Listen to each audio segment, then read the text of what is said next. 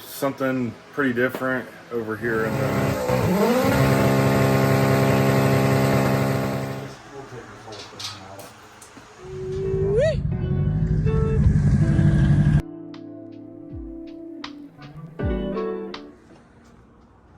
What are we doing today, Scotty? We'll look at it. Yeah, I think it was when What's up, guys? We're back at it again today. Got a package, and we're about to unbox it and see what's inside. Pretty excited for this. This should be a pretty big upgrade if I can put it all together correctly. So yeah, we'll see. We were gonna wait to unbox this until, because if I say that, it'll give away the surprise. I'm not gonna say that yet. A box inside of a box. Another box inside of a box.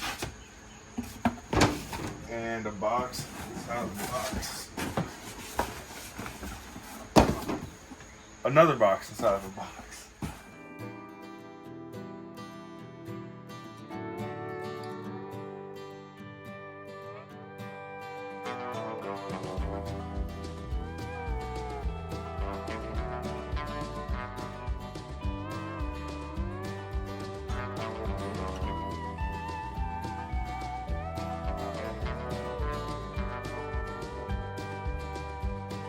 Waited long enough.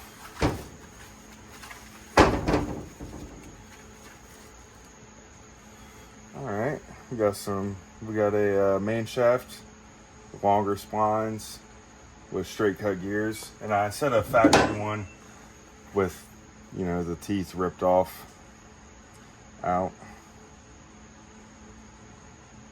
Looks like it might be a tad longer. We'll see. But yeah, factory, aftermarket, straight cut teeth.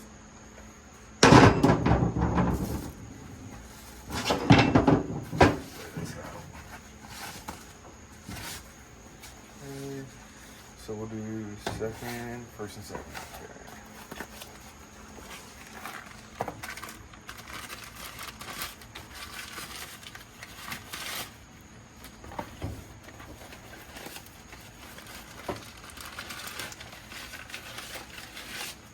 Okay, once again, if you know what you're looking at, it'll be extremely obvious at this point.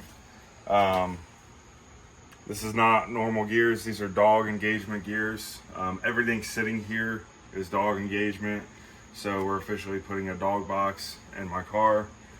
I don't have a gear sitting around, but these are the engagement teeth. And this is what makes it a dog box.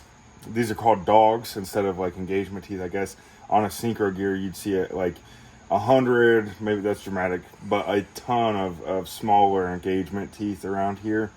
So, and that's why you hear the clunk too whenever you push it into gear, is because there's a delay to whenever the metal, like whenever the teeth actually meet, and that's what the clunk is. That also allows you to throw it into gear at higher RPMs and faster. So that's the whole point of a dog engagement. But we'll continue on.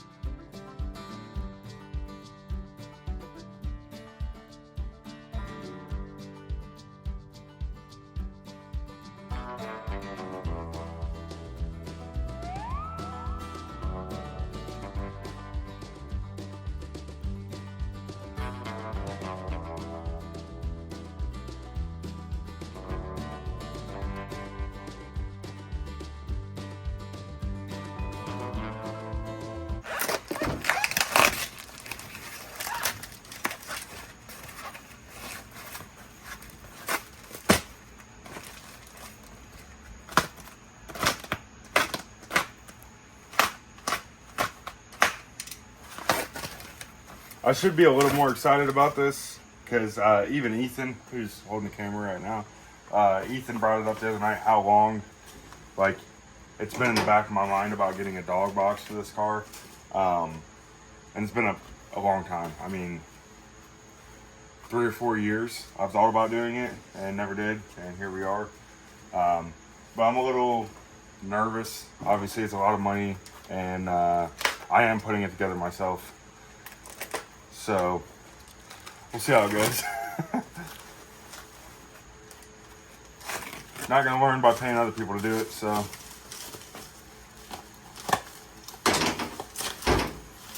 So yeah, this is the final drive set to your rear wheel drive guys. This is your ring and pinion. Yeah, so. That's your ring, that's your pinion.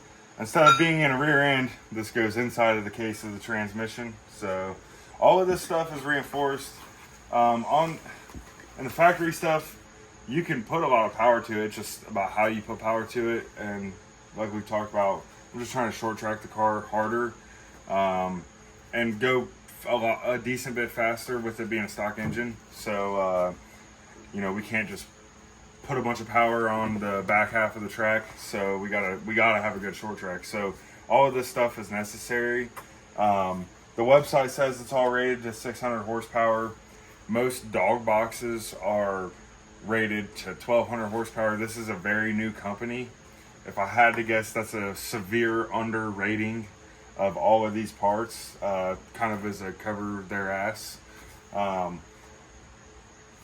We got it for a good price. So while I don't want to break it, it'll be a lot less heartbreaking if I do break it than if I had dropped $10,000 on a more well-known brand name. So that's everything. We'll get all this stuff cleaned up, and then because it's a dog box, we have to take a case and put windows in it to check all of these clearances. So I'll clean all this stuff up, and then we'll probably do a little bit of recording for windowing the case. So stay tuned for that. What's up, guys? Back out in the garage, and I've got something really cool to show you guys. Obviously, you saw I unboxed all of those parts. This is it all together. This is what I've been working on for a while now. Been working on getting the clearances set right, which right up there. Had some struggles getting a couple shims. A lot of them are hard to get from Honda. I ended up taking shims that I already have from all the transmissions I've broken, and if they were thick enough, I was able to shave them down. I'll show you guys how I did that here in a second. But I got all my clearances. My main shaft is somewhere in between 8.5, 9 thousandths thrust. The diff is somewhere in between 1 and 3 thousandths, if I had to guess. It's kind of hard to measure the diff thrust. But that's a pretty good guess. It's not just, I tried to measure it, and from all the methods I tried, I gathered that it's got to be somewhere between 1 and 3 thousandths. So everything clears well. I had to clearance the reverse actuator here and the shift fork for the beefier gears.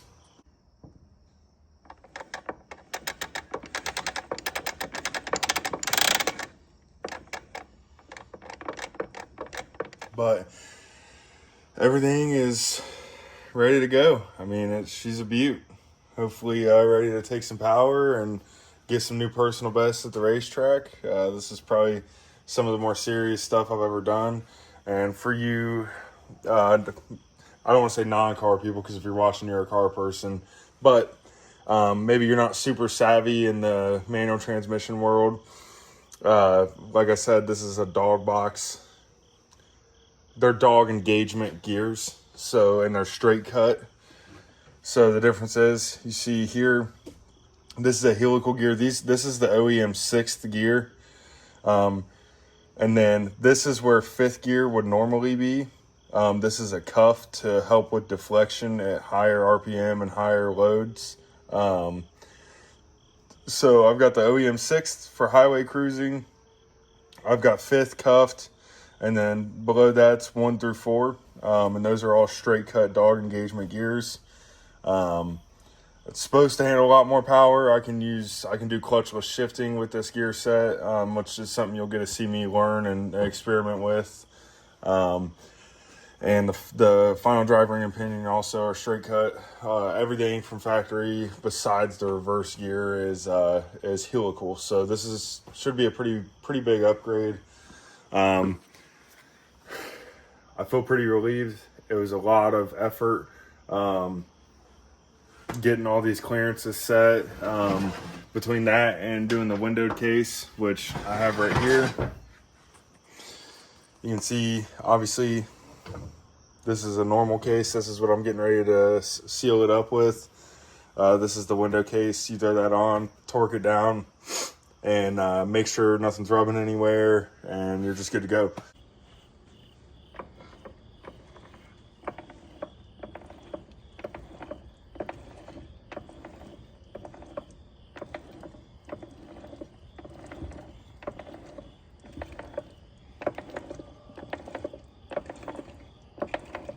So yeah, as for the shims that the thicker shims that I modified, this is I thought this was funny.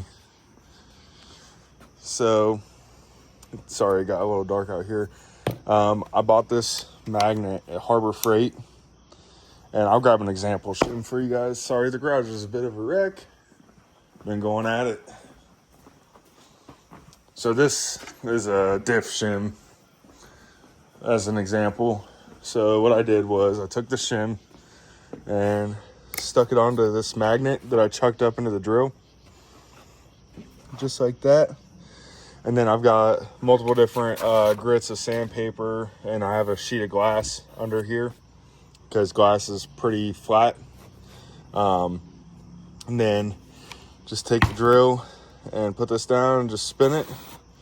And I was having problems with the drill wanting to walk around on me, so I cut a piece of aluminum pipe as a guide, and then just held the pipe in the drill and went at it. So it was a lot of sanding, putting everything together, checking it. Oh shit, we went too far. Grab another shim. Sand it, put it together, not enough. Sand it, put it together, not enough. So